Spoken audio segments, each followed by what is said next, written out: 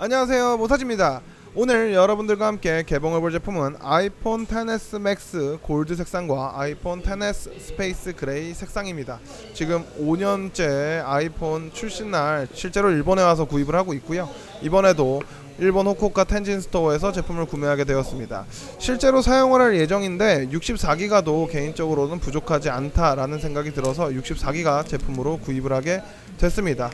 저는 XS 맥스를 실제로 사용할 예정이고, 제가 손이 큰 편이어서 XS 맥스도 그렇게 크게 느껴지진 않을 것 같습니다. 자, 기존의 박스 포장은 기존에 출시됐던 아이폰 8, 아이폰 10과 크게 다르지 않습니다. 깔끔한 박스에 그대로 폰이 들어가 있고요. 골드 색상으로 구입을 했죠. 생각보다 골드 색상이 조금 브라운 계열이 섞인 골드라고 해야 되나? 그런 색상인 것 같습니다. 그리고 일본에서 구입했기 때문에 110V죠. 110V 충전기가 들어가 있고 이어팟도 들어 있습니다. 자, 이번에 라이트닝 3.5파이 변환 단자는 단가 문제로 제거가 됐기 때문에 이어팟 뒤에는 아무것도 추가적으로 달려있지 않습니다. 이 부분은 좀 안타깝긴 하네요. 아직도 이어폰을 쓰시는 분들이 많은데 다 에어팟을 쓸 필요는 없잖아요. 좀 그 부분이 아쉽기는 합니다. 일단 아이폰 맥스 굉장히 크고요. 테두리는 스테인리스로 되어 있어서 조금 무게감이 있기는 한데 그래도 색감이 좀 잘 뽑아져서 이쁜 것 같아요. 전면은 실버, 스페이스 그레이, 골드 할 거 없이 모두 다 블랙으로 출시가 됐습니다. 자, 그리고 한번 XS 스페이스 그레이 제품도 개봉을 해보도록 하겠습니다. XS 같은 경우는 기존의 10과 비교했을 때 거의 동일한 디자인의 동일한 스페이스 그레이 색상이기 때문에 오히려 더 차이점이 없다라고 말씀드릴 수 있을 것 같습니다.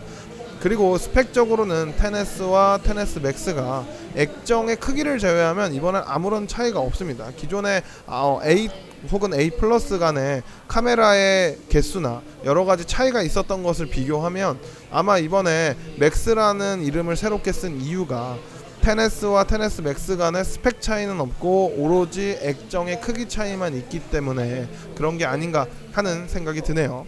개인적으로 64기가부터 스타트 라인업인 것은 좀 가볍게 스마트폰을 쓰는 분들께는 64기가로도 충분히 사용할 수 있는 용량이 아닐까 하는 생각이 좀 들고요. 요새 리뷰어들 가지고 말이 많기는 한데 제가 5년째 그 아이폰 앱을 사러 굉장히 옛날부터 되게 많이 오고 있거든요.